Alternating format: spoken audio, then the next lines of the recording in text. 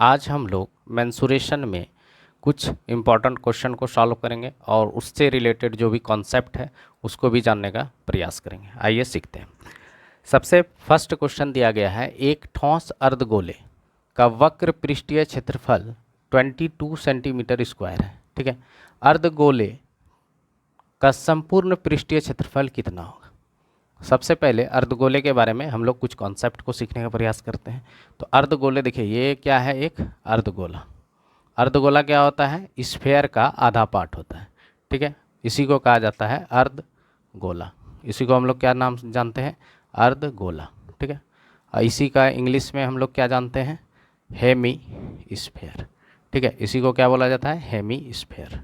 Hemy sphere में ये देखिए, यहाँ पे क्या है? ये रेडियस। ठीक है, ये क्या है? रेडियस। ठीक है, अब इसमें सबसे पहले हम लोग क्या सीखेंगे? यानी सबसे पहले हम लोग सीखेंगे curve surface area. Curve surface area, इसी को कहते हैं वक्र, ठीक है, पृष्ठ क्षेत्रफल। ठीक है, इसी को क्या किस नाम से जानते हैं हम लोग? वक्र पृष्ठ क्षेत्रफल। ये क्या होता है? 2 पाई आर स्क्वायर। ठीक है, उसके बाद हम लोग जानेंगे टोटल सरफेस एरिया। इसको हम लोग जानते हैं संपूर्ण, ठीक है, संपूर्ण, ठीक है, पृष्ठ क्षेत्रफल। ठीक है, संपूर्ण पृष्ठीय क्षेत्रफल। ठीक है, इसको संपूर्ण पृष्ठीय क्षेत्रफल के नाम से जानते हैं। और ये क्या होता है? 3 पाई आर स्क्वायर।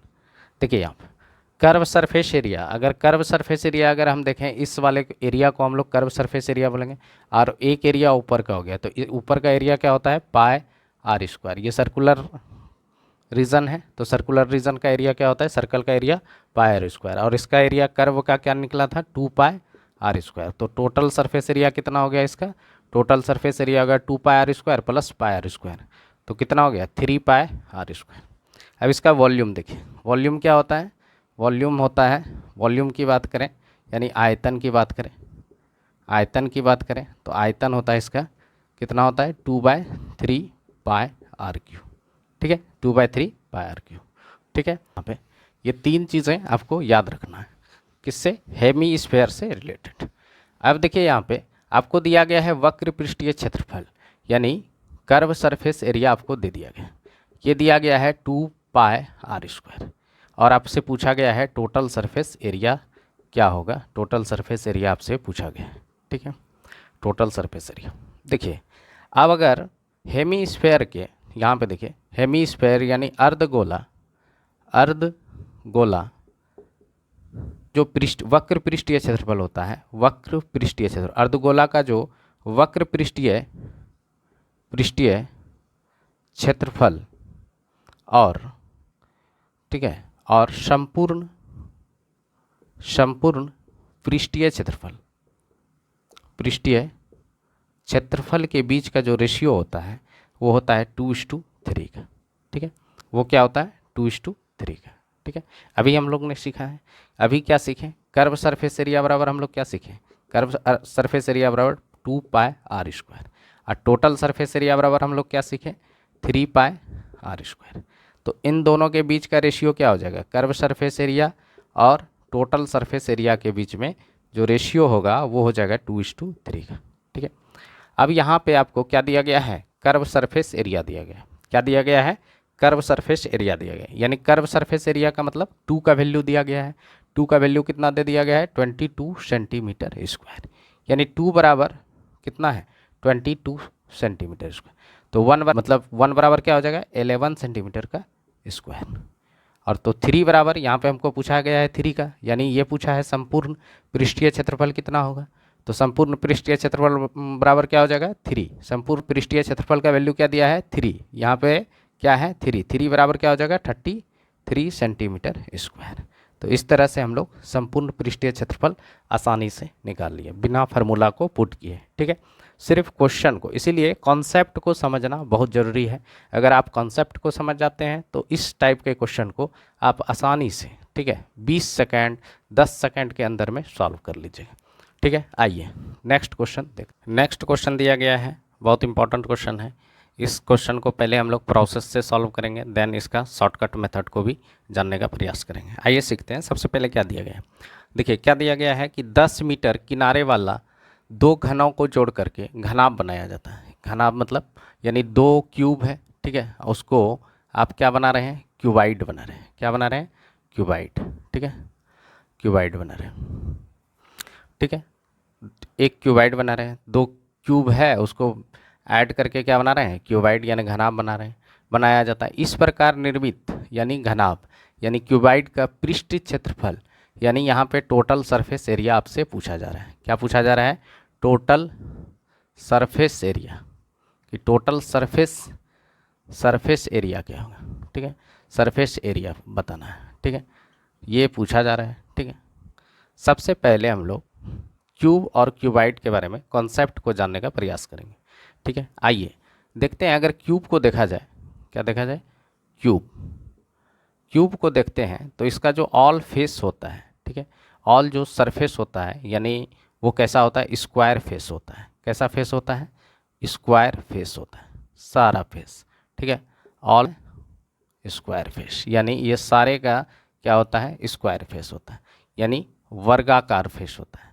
अब देखिए ये आपके पास क्यूब है, ठीक है, ये क्या है, आपके पास क्यूब है, ठीक है, ये क्यूब है, ठीक है, और एक और क्यूब दिया गया है, ठीक है, 2 आपके पास क्यूब दिया गया,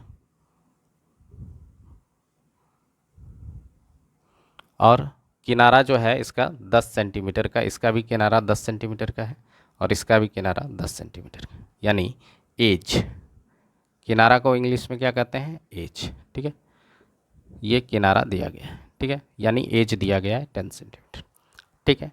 तो सबसे पहले हम देखते हैं कि यहाँ पे ये जो फेस देख रहे हैं ये स्क्वायर फेस, ठीक है। अब इस क्यूबाइड में ये क्या है, फेस, इसको फेस ऑफ क्यूब भी बोलते हैं, ठीक है। क्यूब में अगर फेस पूछा जाए, फेस मतलब होता है फलक, ठीक है, फलक भी बोल सकते हैं हिंदी में, ठीक है। अब यहाँ पे देखिए फेस अगर आपके पास कितना है इसमें, क्यूब में फेस होता है 6। अगर आपसे पूछा जाएगा वर्टेक्स कितना होता है, वर्टेक्स जो जहाँ पे 2 कॉर्नर आके मिलता है, ठीक है, उसको हम लोग वर्टेक्स कहते हैं। जहाँ पे 2 लाइन सेगमेंट आके मिल रहा है उसको हम लोग क्या कहते हैं, वर्टेक्स कहते हैं, ठीक है। तो वर्टेक्स कितना हो गया, वर्टेक्स अगर पूछा जाए तो वर्टेक्स कितना हो गया, 8। एज अगर आपसे पूछा जाए तो कितना हो जाएगा, हो गया किनारा, यानी एज जो है इसमें कितना होता है, 12 होता है। एज कितना होता है, 12, ठीक है। एज देखिए, एज इसको बोला जाता है, यहाँ पे देखिए एज क्या है, एज यहाँ पे 1 हो गया, यहाँ पे एज 1 2, ये किनारा जो है 2, एक ये 3, एक ये 4, फिर नीचे में भी 4 हो जाएगा, 1 2, ठीक है, 3 4, 4 4 8 हो गया, 8 1 9, 1 10, 1 11, 1 12, तो इस तरह से 12 एज होता है, ठीक है। अब यहाँ पे अब देखिए इसमें सब स्क्वायर फेस, अगर इन दोनों को सटा दिया जाए, दोनों को साथ मिला दिया जाए तो इसका 2 फेस कम हो जाएगा, एक इसका फेस घट जाएगा, इसका सरफेस एरिया निकलना नहीं है, इसका भी नहीं निकलना है। अगर पूरे को ऐड कर देते हैं, एक क्यूबाइड बनाते हैं, ठीक है, क्यूबाइड बनाते हैं, ठीक है, क्यूबाइड यानी घनाभ का फॉर्मेशन करते हैं। अगर घनाभ बनाते हैं तो यहाँ पे देखिए घनाभ में क्या हो जाएगा, यहाँ पे घनाभ में हो जाएगा कि ये जो फेस यहाँ पे इंक्लूडेड हुआ है 2 क्यूब का, ठीक है, इस पोजीशन पे ये दोनों फेस क्या हुआ, चिपक गए। तो अब जो है फेस जो है इधर कितना था, इसमें 6, इसमें भी फेस कितना था, 6, ये और ये फेस दोनों इंक्लूड हो गया है, दोनों चिपक गया, ठीक है। तो 2 फेस हट गए, 2 फेस हट गया, तो 2 फेस, अगर टोटल फेस मेरे पास कितना हो गया, 12 फेस था, और 12 फेस में 2 फेस हट गया, तो बचा कितना, 2 फेस अगर निकल गया तो बचा 10 फेस, ठीक है, 10 फेस, ठीक है, 10 सतह इसके पास बचा हुआ, ठीक है। अब एक सतह यानी स्क्वायर के एक सतह का सब सारे स्क्वायर फेस है, तो एक सतह का एरिया कितना हो जाएगा, अगर ये एरिया ऑफ स्क्वायर कितना होता है, एरिया ऑफ स्क्वायर, ठीक है, वर्ग का क्षेत्रफल यानी साइड का स्क्वायर हो जाता है, यानी भुजा का स्क्वायर, ठीक है, भुजा का स्क्वायर हो गया, और साइड हमको कितना दिया है, 10 मीटर, तो इसका कितना हो जाएगा, 10 का स्क्वायर बराबर क्या हो गया, 100 मीटर स्क्वायर, कितना आ गया, 100 मीटर स्क्वायर, ठीक है, 100 मीटर स्क्वायर हो गया। अब यहाँ पे पूछा गया है हमसे, क्या पूछा गया है, टोटल सरफेस एरिया, तो टोटल फेस मेरे पास कितना हुआ, 10, और 10 का हमको निकालना है, ये 10 स्क्वायर फेसेस है, तो 10 का स्क्वायर फेस लेंगे तो टोटल सरफेस एरिया क्या निकल जाएगा, जो क्यूबाइड है यानी घनाभ यानी संपूर्ण, यहाँ पे लिख सकते हैं संपूर्ण पृष्ठीय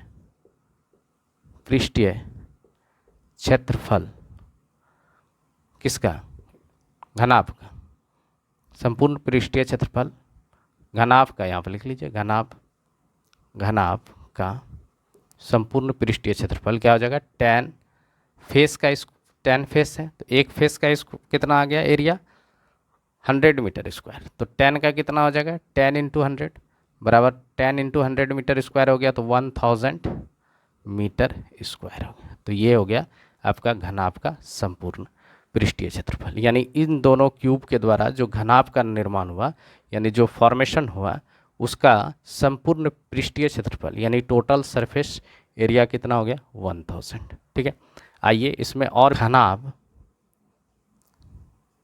और घन, ठीक है, ये दोनों जो है प्रिज्म है, क्या है प्रिज्म। ठीक है, ये दोनों क्या है प्रिज्म, ये दोनों क्या है प्रिज्म है, ये दोनों क्या है प्रिज्म है। घन पूछा जाए या घनाभ पूछा जाए, ये दोनों क्या है प्रिज्म है।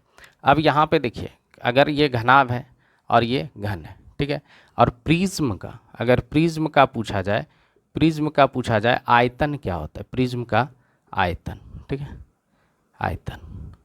तो प्रिज्म का आयतन क्या होता है, यहाँ पे होता है आधार का क्षेत्रफल, आधार का क्षेत्रफल इंटू ऊंचाई होता है। क्या होता है, आधार का क्षेत्रफल इंटू ऊंचाई।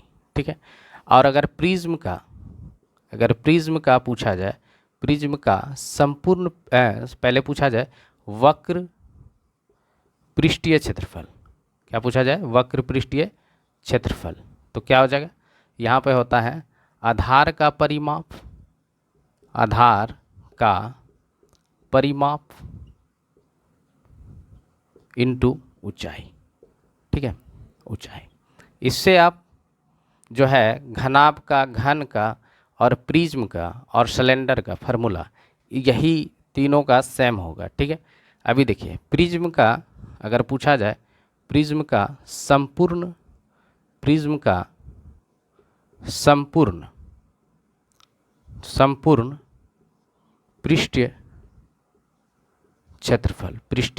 क्षेत्रफल अगर ये पूछा जाए तो क्या हो जाएगा, यानी वक्र पृष्ठीय क्षेत्रफल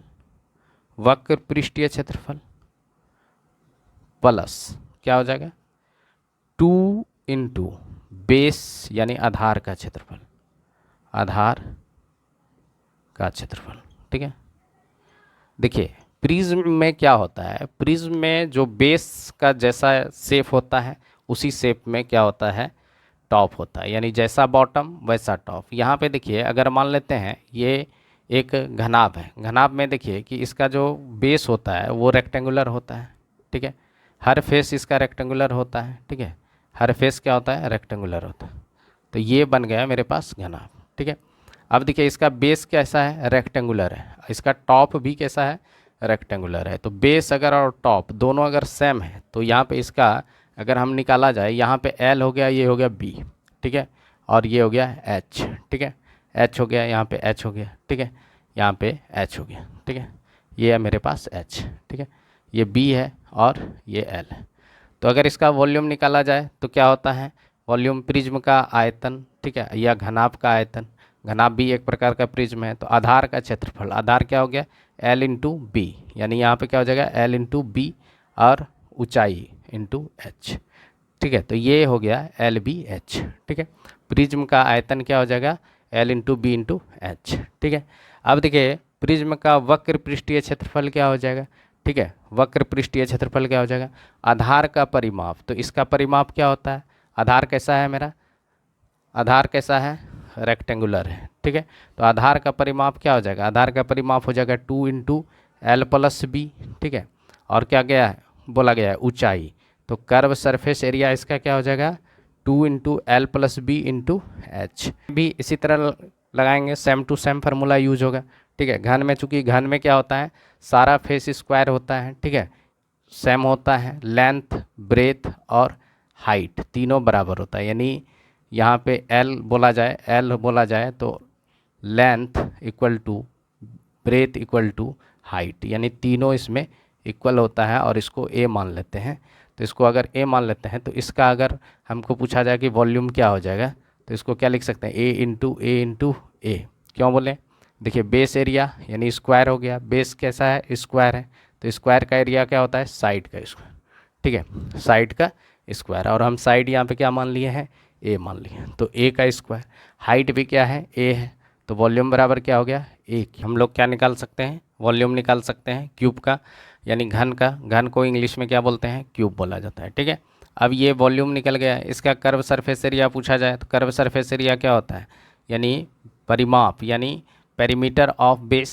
अगर स्क्वायर का पेरीमीटर पूछा जाए तो सारा साइड ए ही होता है, ठीक है, स्क्वायर में ऑल साइड्स इक्वल होता है, तो परिमाप बराबर क्या होता है, 4a, ठीक है। यानी परिमाप यानी पेरीमीटर कितना हो गया, 4a इंटू क्या होता है, यहाँ पे देखिए वक्र पृष्ठीय क्षेत्रफल, आधार का परिमाप, आधार मेरा स्क्वायर है तो क्या हो गया 4a, ऊंचाई भी a है तो ये हो गया a, तो इस तरह से 4a स्क्वायर, ठीक है।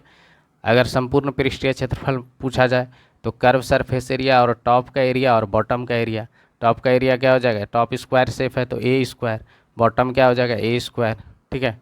तो इस तरह से हम लोग क्या लिख सकते हैं, इसमें 2a स्क्वायर जोड़ देते हैं तो ये हो जाएगा कर्व सरफेस एरिया जो है, इसमें 2a स्क्वायर अगर जोड़ दीजिएगा यानी 4a square plus 2a square बराबर हो गया 6a स्क्वायर।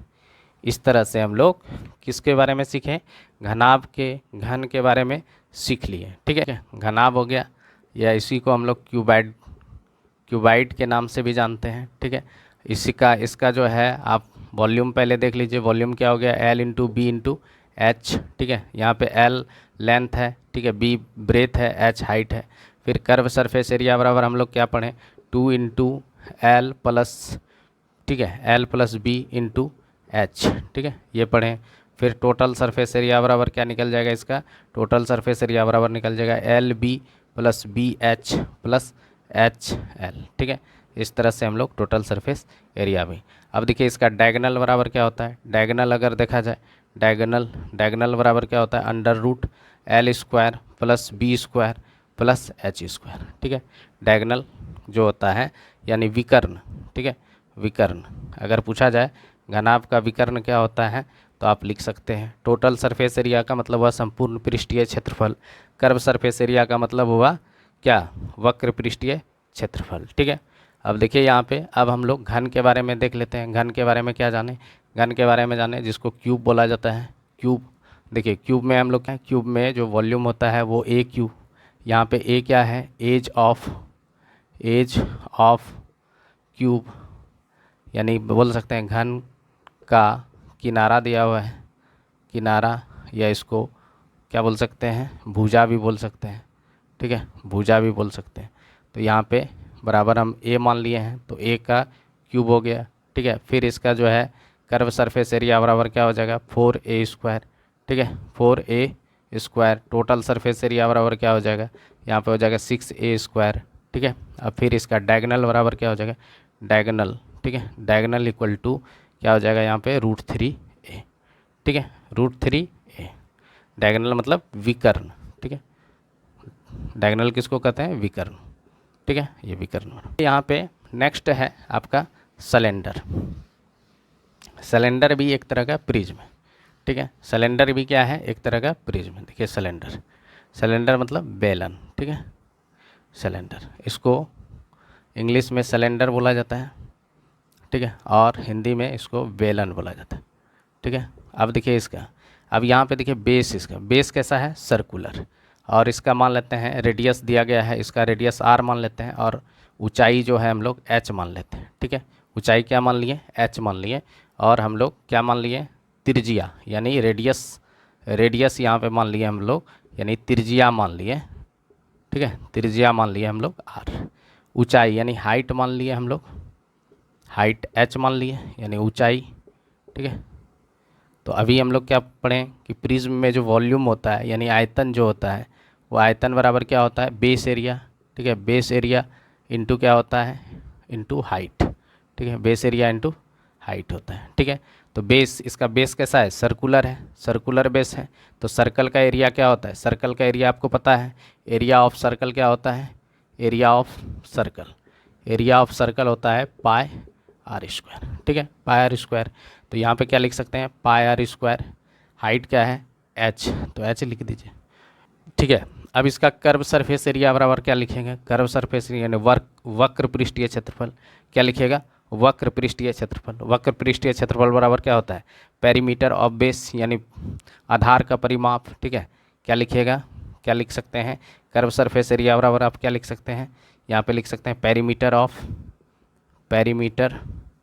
ऑफ बेस, ठीक है, इनटू क्या हो जाएगा हाइट, ठीक है, इनटू हाइट।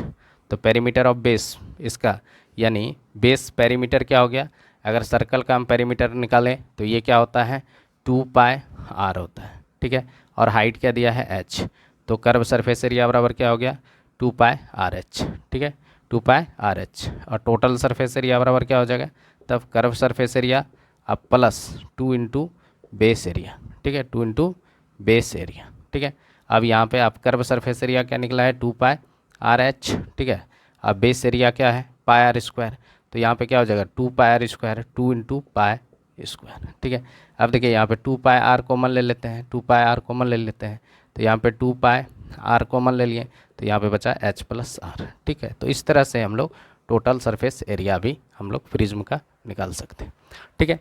तो ये सब आपको याद ही रखना है, लेकिन आपको निकालने के लिए बता दिए कि कैसे निकाला जाता है, ठीक है।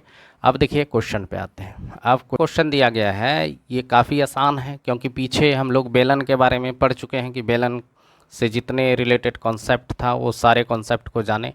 अब जो है उसी के बेस्ड पर हम लोग प्रॉब्लम को सॉल्व करेंगे।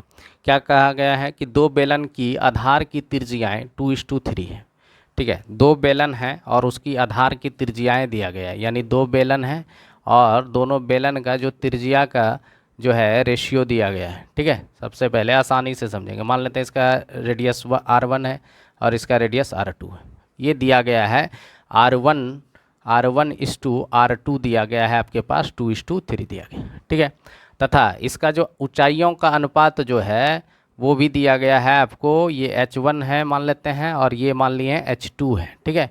यानी ऊंचाइयों के अनुपात भी दिए गए हैं, h1:h2 बराबर दिया गया है 5:3, ठीक है।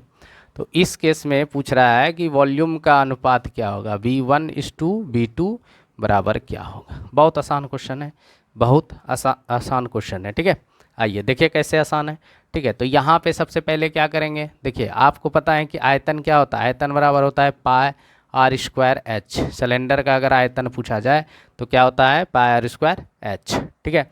अब देखिए तो यहाँ पे अगर रेशियो इसका निकालेंगे, अगर मान लेते हैं यहाँ पे देखिए, अगर आपको वॉल्यूम का अनुपात दिया V1/V2 निकालने के लिए, तो आप क्या लिखा गया पाई R1 का स्क्वायर इंटू H1, ठीक है, बाय क्या लिखिएगा पाई R2 का स्क्वायर इंटू H2, ठीक है। देखिए पाई पाई कैंसिल हो गया, अब यहाँ हो गया R1/R2 का होल स्क्वायर इंटू क्या हो जाएगा H1H2 हो जाएगा, तो R1/R2 यानी 2/3, यानी 2/3 का क्या हो जाएगा स्क्वायर इंटू 5/3, तो 2 का स्क्वायर क्या हो गया 4 हो गया, और यहाँ पे 3 का स्क्वायर क्या हो गया 3 3 जा 9 ठीक है, और 3 तिया 9, गुना गुना क्या हो जाएगा 5/3, 5/3। अब यहाँ पे देखिए क्या होगा 4 पंचे 20 और 9 तिया 27, तो इन दोनों के बीच का रेशियो V1:V2 बराबर क्या हो गया 20:27। तो इस तरह से हम इसका आंसर निकाल लें, ठीक है।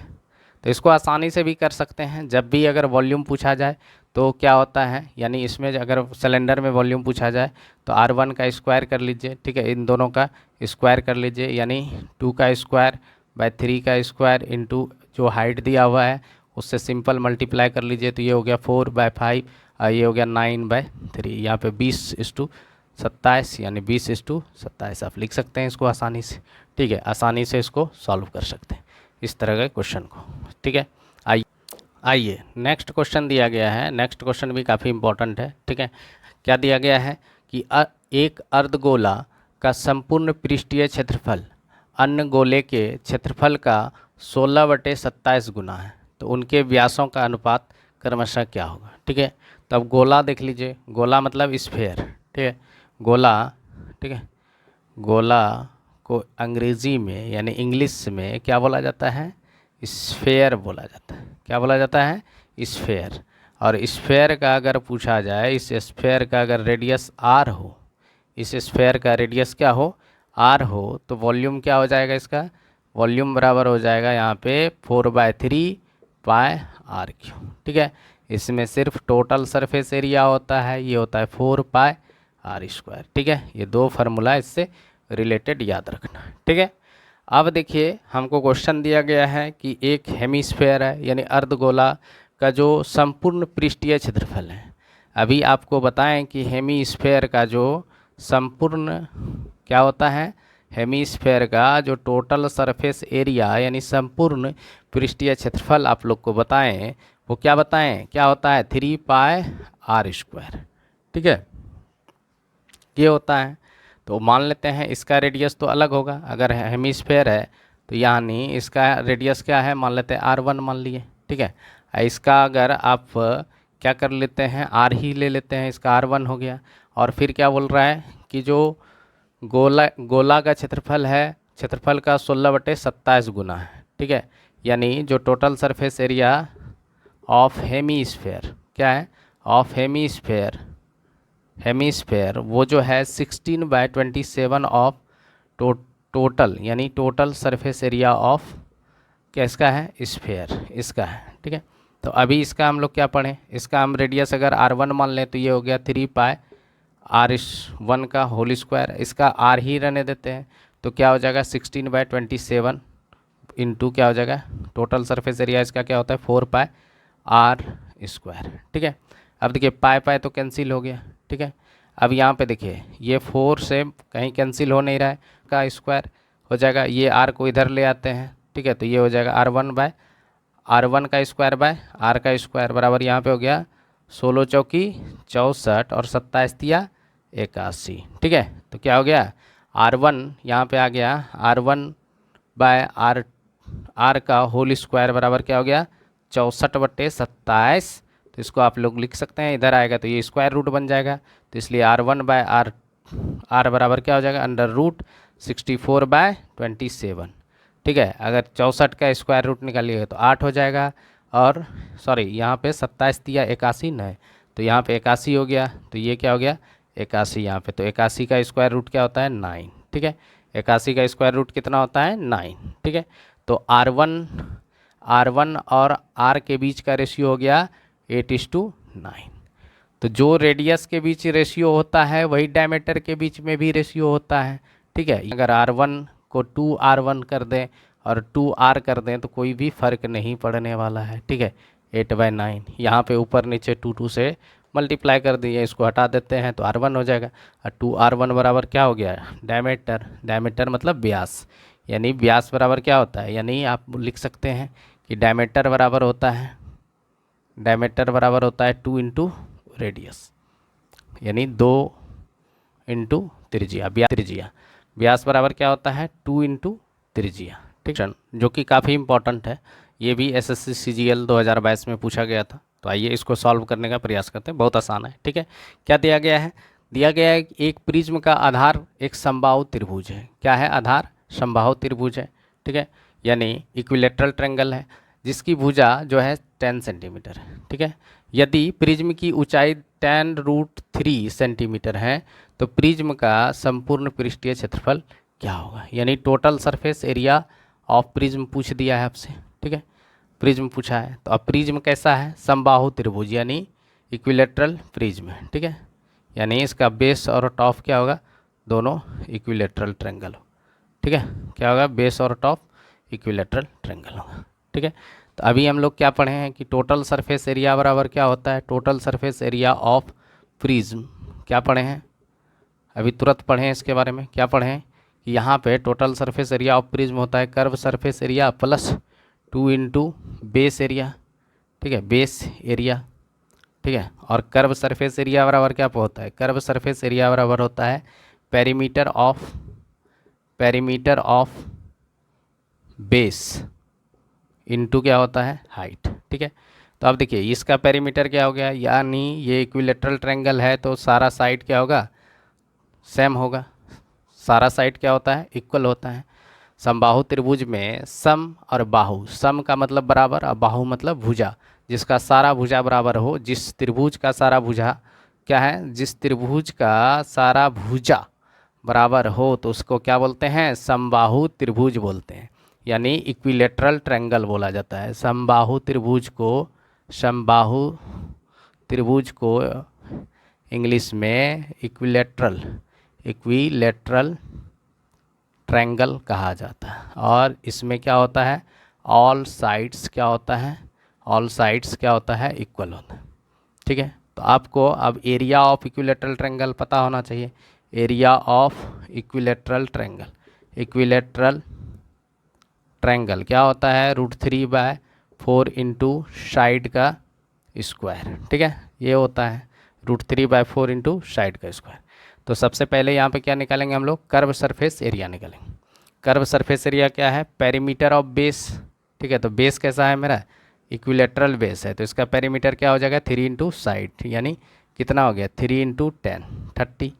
अब क्या बोलता है, हाइट आपको दिया गया है 10√3।